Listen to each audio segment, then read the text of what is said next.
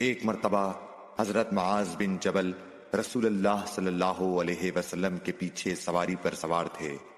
آپ نے فرمایا، اے معاذ، میں نے عرض کیا حاضر ہوں یا رسول اللہ۔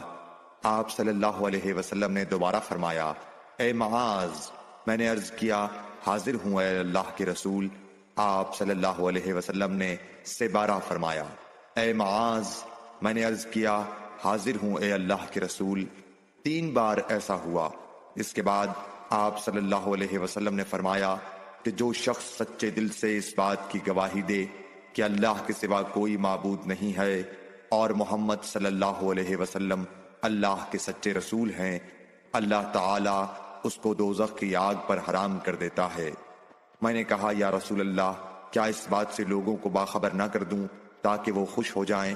آپ صلی اللہ علیہ وسلم نے فرمایا، اگر تم یہ خبر سناؤ گے تو لوگ اس پر بھروسہ کر بیٹھیں گے اور عمل چھوڑ دیں گے۔